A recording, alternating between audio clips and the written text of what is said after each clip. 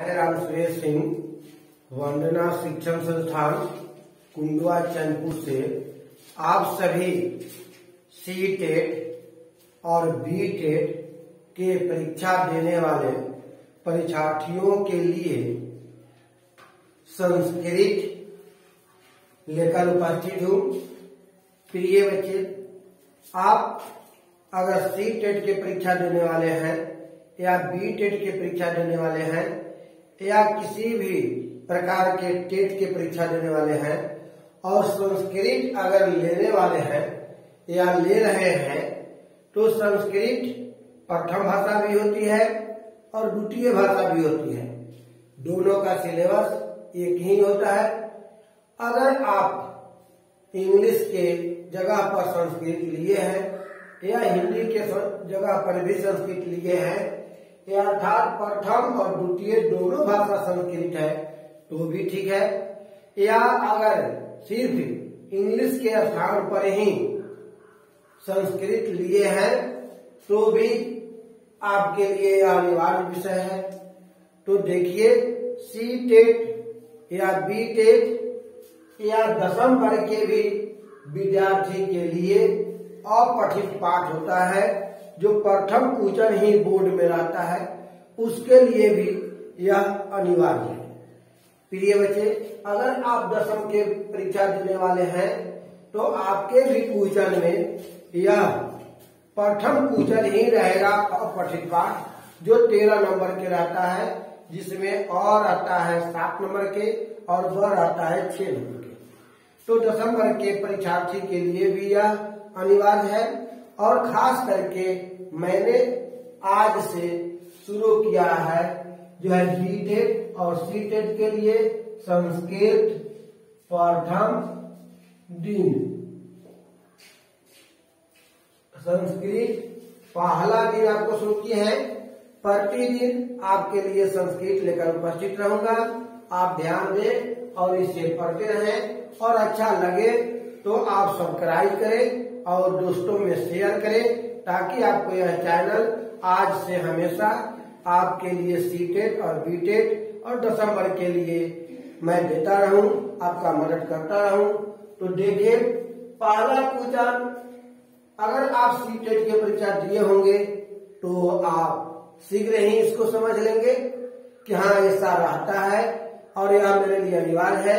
नहीं दिए हैं तो किसी प्रकार का गाइड खरीदे होंगे, क्वेश्चन बैंक सी-टेट के खरीदे होंगे तो आप मिलाएंगे कि इस तरह के एक पैसेज रहता है और इस पैसेज पर ही क्वेश्चन नंबर 121 से 129 से इतना तक जो है आपका जो है क्वेश्चन रहेगा, जिसमें इसको पढ़ के इसके आधार पर क्वेश्चन का 4 ऑप्शन रहेगा, जिसमें से कोई ऑप्शन 1, 2, 3, 4 कोई एक ऑप्शन रंगना होगा।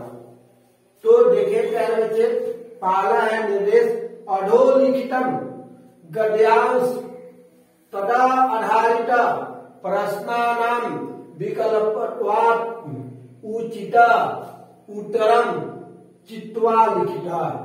प्यारे बच्चे, अधोलिखितम, अधो मीन्स होता है नीचे, नीचे लिखा हुआ गद्यांश यानी इस कहानी को पर तथा आधारित प्रश्नानां, नीचे प्रश्न रहेगा, विकल्पात्मक विकल्पों को उचित तरीका से सही उत्तरम उत्तर को चित्वा चुनकर लिखितम यानी लिखे।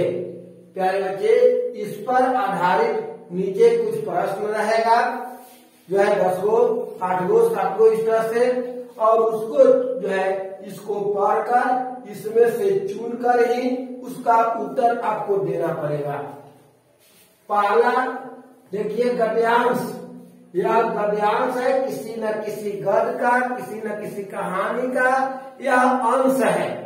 किसी न किसी कहानी का अंश को हम गद्यांश कहते हैं और पद के अंश को पद्यांश कहते हैं। तो देखिए पहले बच्चे, यह है आपका वृद्ध पिता।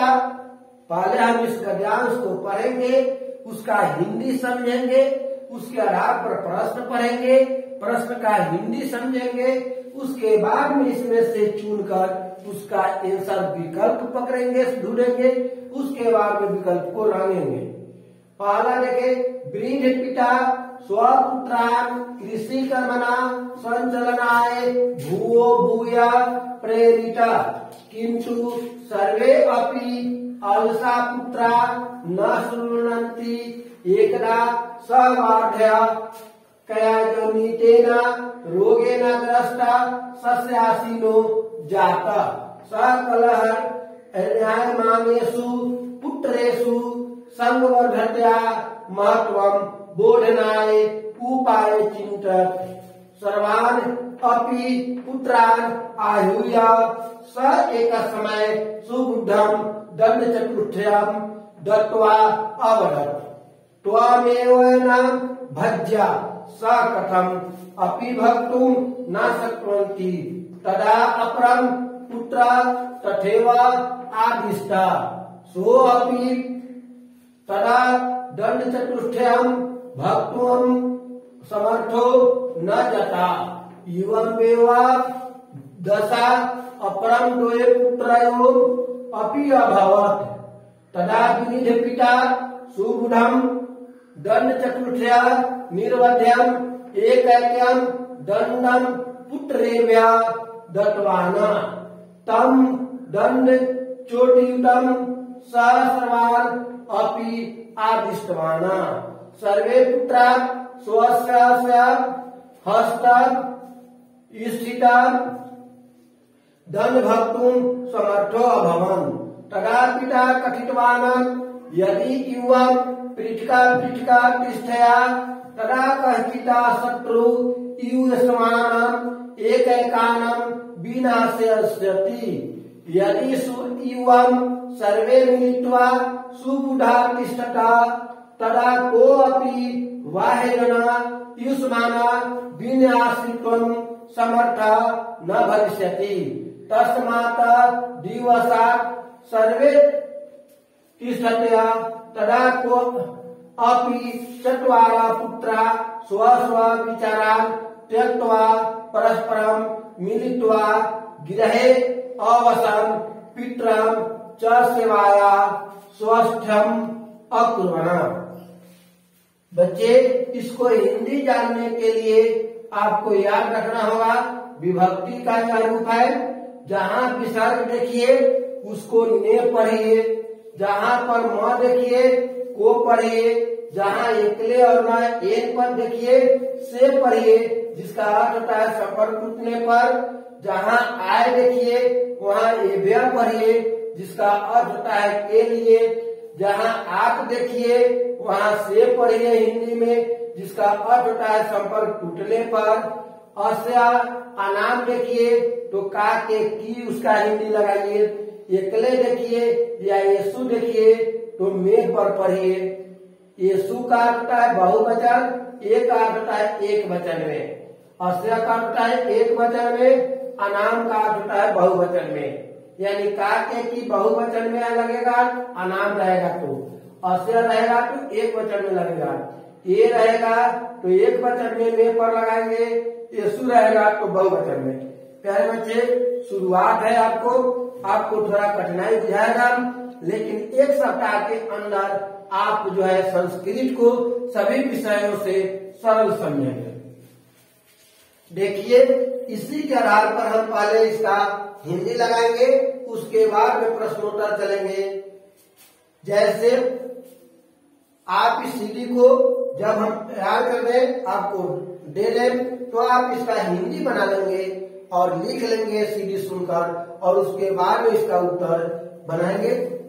वृद्ध पिता, यहाँ कोई जो है चिन्ह नहीं है, तो बूढ़े पिता यानी बूढ़ा पिता, स्वपुत्रान अपने पुत्रों को, कृषि कर्मणा कृषि कार्य के लिए, संचलनाय आय है तो आय के लिए होता है के लिए। वृद्ध पिता अपने पुत्रों को कृषि काम यानी खेती के काम, संचलनाय संचालित करने के लिए, अर्थात बूढ़े पिता ने अपने पुत्रों को कृषि काम को करने के लिए भूओ भूया बार बार प्रेरित करता था, कहता था।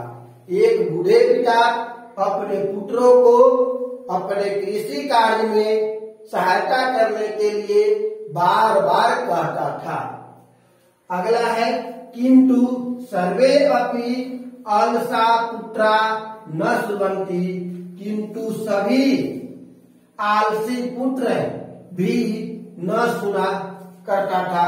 इनके बातों को, अपने पिता के बातों को मानता ही नहीं था तथा सुनता भी नहीं था।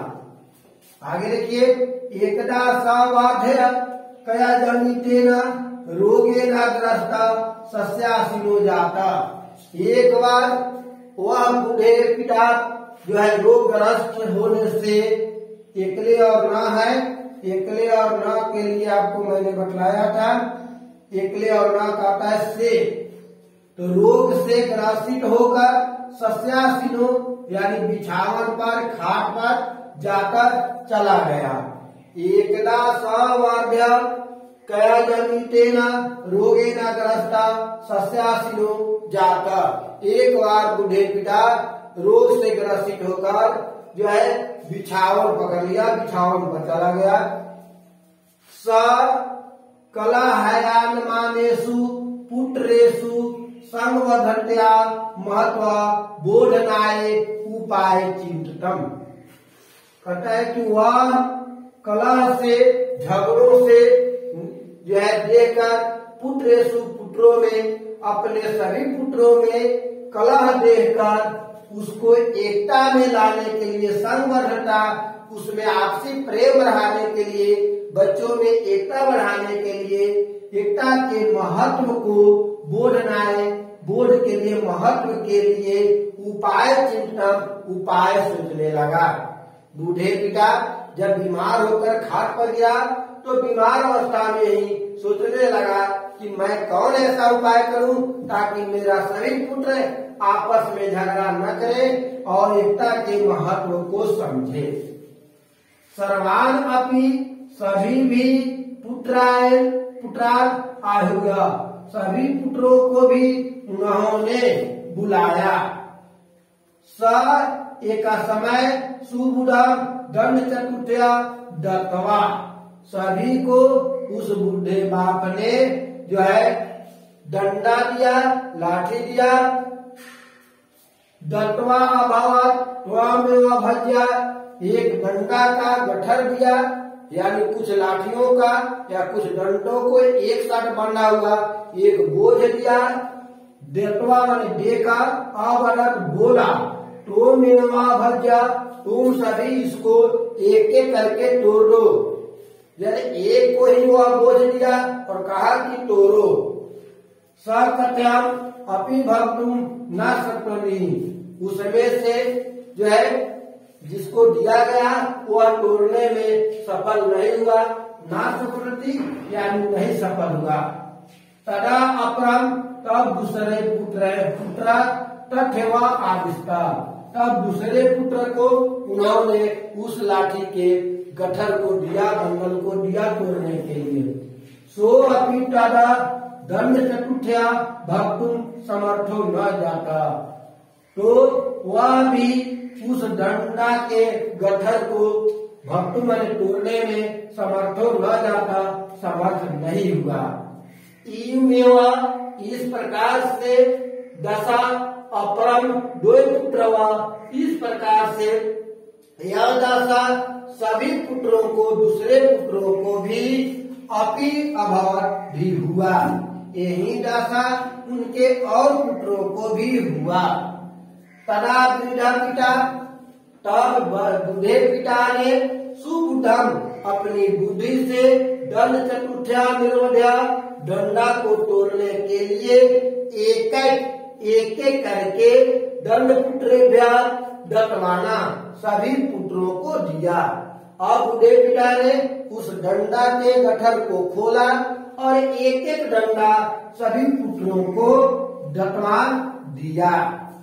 तम दंड चोटिच्युतम सर्वान अपि आदिष्टवाना, तब उन्होंने सभी को इस डंडा को तोड़ने के लिए कहा। सर्वे पुत्रा, सभी लड़कों ने, बेटों ने स्व स्व अपने अपने हस्ता माने हाथ में स्थिता माने लिया हुआ डंडा को दंडम भक्तुम समर्थो अभवन। तब सभी पुत्रों ने अपने अपने हाथ के डंडों को तोड़ने में समर्थ हो गया। तदा पिता, तब पिता ने कथितवाना कहा, अपि युवम पृथका पृथका तिष्ठया तदा कथिता शत्रु युष्मान एकैकान विनाशति। तब तदा पिता कथितवान, तब जो है वह पिता अपने पुत्रों को कहा, यदि युवम, यदि तुम सभी, त्वम युवाम युवम, तुम दोनों, तुम सब, यदि तुम सब पृथका पृथका तिष्ठया, यदि अलग अलग रहोगे, तदा कथिता, तब कोई भी शत्रुआ, जब तब कोई भी दुश्मन युष्माना तुम सबको एक एक करके विनाशति मार देगा, नष्ट कर देगा। यदि युवम, यदि तुम सब सर्वे सभी, यदि युवम सर्वे, यदि तुम सभी मिलित्वा आपस में मिलकर सुबुद्धा बुद्धि से तिष्ठति रहोगे, यदि तुम सभी आपस में एक साथ बुद्धि से मिलकर रहोगे, तदा को अपनी बाह्य जना, तब कोई भी बाहरी आदमी युष्माना तुम सभी को विनाशति मारने में, विनाश करने में, नष्ट करने में समर्थो न भविष्यति, समर्थ नहीं होगा। तस्मात् दिवसात् सर्वे, तब उसी दिन से सर्वे सभी, अपि चत्वारा पुत्रा, सभी जो है चारों पुत्र स्व स्व विचार त्यक्त्वा, अपने अपने विचार को त्याग कर परस्परम मिलित्वा आपस में मिलकर गृह अवसर घर में रहने लगा। तब उस दिन से सभी पुत्रों यानी चारों पुत्र अपने अपने विचार को त्याग दिया और आपस में मिलकर रहने लगा। पितरम स सेवाया, पिता के सेवा करने से स्वस्थम अकुर्वन, स्वस्थ हुआ। उसके बाद में पिता के उन लोगों ने जो है सेवा किया और वह स्वस्थ हुआ। इस तरह से प्यारे बच्चे, आपका कथा का, कहानी का हिंदी हुआ कि एक बूढ़े पिता ने अपने 4 पुत्रों को आपसी कलह देकर बहुत चिंता में रहता था। एक दिन बूढ़े पिता ने बीमार पड़ा और खाट पर सोए सोए उन्होंने सोचने लगा कि मैं कौन ऐसा उपाय करूं ताकि मेरे सभी पुत्र जो है आपस में एक साथ मिलकर रहें। तो उन्होंने जो है सोए सोए बिछावन पर एक लाठी का गठर लिया, बोझ लिया और अपने चारों पुत्रों को बुलाया और बारी बारी से गठर दिया और तोड़ने के लिए कहा। कोई पुत्र उसे नहीं तोड़ पाया। जब उन्होंने सभी को अलग अलग दिया एक एक लाठी, तो सभी तोड़ दिया। तो उस पिता ने पुत्रों को समझाया कि इसी तरह से अलग अलग रहोगे तो कोई भी दुश्मन तुम्हें नष्ट कर सकता है, हानि पहुंचा सकता है, लेकिन अगर एक साथ रहोगे तो कोई भी दुश्मन तुम्हें नहीं हरा सकता। उसी दिन से उनके पुत्रों का दिमाग खुल गया। सभी आपस में मिलकर जो है पुराने बुद्धि को, कुबुद्धि को त्याग कर सभी आपस में मिलकर एक साथ रहने लगा और उसके बाद में पिता का सेवा किया। सेवा से पिता स्वस्थ भी हो गया। तो प्यारे बच्चे, इसी के आधार पर आपको पूछन जैसे रहता है, वह पूछन कैसे रहेगा?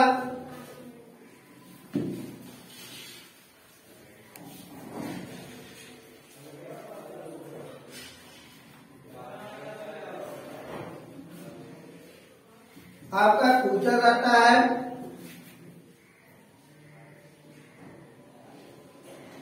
आवाहनम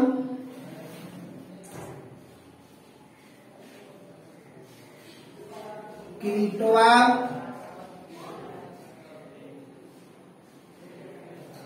इत्यर्थे कम शब्द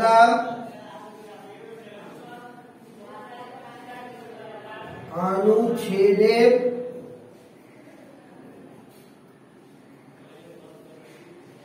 अस्मिना प्रयुक्त करे कि आवाहन का यानी बुलाना का जो है शब्द का इस अनुच्छेद में कहाँ प्रयोग है, कौन प्रयोग है। एक में है आपका आदिशत, दो में है आहूय, तीन में है आपका आज्ञापयत, चार में है अधावत, यानी इसमें कराए आवाहन का, यानी आवाहन करना, बुलाना, कृत्वा बुला का अर्थे जो है बुलाना का। इसमें अनुच्छेद में कौन सा शब्द है जो बुलाने के अर्थ में है, जो इसमें से कौन सा शब्द है। तो आपने यहाँ पर पढ़े हैं कि यहाँ जो है सर्वे अंशा पुत्र सुमति एकदा सा अवध्या जो है रोगे नागरास्पिता से आने जाता सकल्याण मानेसु पुत्रेशु संवर्धन महत्व बोधनाय उपाय चिंतन सर्वान अपि पुत्रा आहूय। आहूय यानी सभी पुत्रों को बुलाया। आहूय में होता है बुलाया।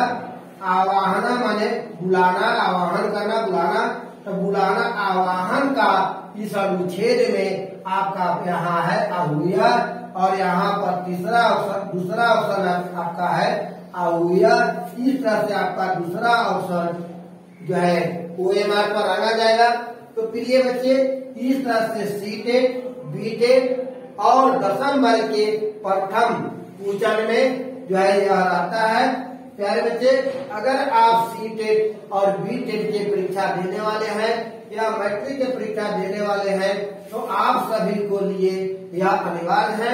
अगर C.Tet, B.Tet या किसी भी राज्य का टेट देने वाले हैं और संस्कृत अगर लिए हैं तो संस्कृत के गाइड करते हैं तो देखे आप कि इस तरह का प्रश्न है या नहीं, उत्तर रहता है या नहीं। आपको इस पर कई प्रश्न रहता है जो मैंने बारी बारी से बतलाया और बतलाने की कोशिश करता रहूंगा। इसी गद्यांश पर अगले सीडी में आपको कई प्रश्नों का उत्तर इससे चुनकर आपको दिखलाएंगे, तो इंतजार करेंगे। अगले सीडी जरूर पढ़ेंगे। अगर इसकी आवश्यकता आपको है, अगर C.Tet, B.Tet या मैट्रिक की परीक्षा देने वाले हैं, खास करके C.Tet, B.Tet की परीक्षा देने वाले हैं, अगर आपको यह दिमाग में बैठा कि इस तरह का फ्यूचर रहता है, पढ़ना अनिवार्य है, तो आप सब्सक्राइब करें, दोस्तों में शेयर करें और प्रतिदिन इसको देखें। सब्सक्राइब करेंगे तो आपको प्रतिदिन सीडी आपके मोबाइल पर जाएगा और प्रतिदिन आप देख पाएंगे और हम आपका सेवा करते रहेंगे। तो प्यारे बच्चे, इसको अच्छी तरह से पढ़ेंगे तो एक सप्ताह के अंदर आपके अंदर ऐसी हौसला आएगी कि हम संस्कृत के जो है सारे क्वेश्चन का जवाब देने के लायक धीरे धीरे बन जाएंगे और आपकी हौसला बुलंद होगी। आप प्रतिदिन पढ़ेंगे तो इसका हिंदी मैंने जिस तरह से आपको समझाया उस तरह से समझिए और इसको कॉपी बनाए और लिखे। और गाइड अगर खरीदे हैं C.Tet, B.Tet का तो देखे उसमें संस्कृत इस जो है आधार पर ही होगा। तो आज की पढ़ाई मैं यही समाप्त कर रहा हूँ। अगले दिन फिर इसका जो है प्रश्न बतलाएंगे, जैसे मैंने एक बढ़ाया और इसी के आधार पर हम और क्वेश्चन को बढ़ाते रहेंगे। जय हिंद।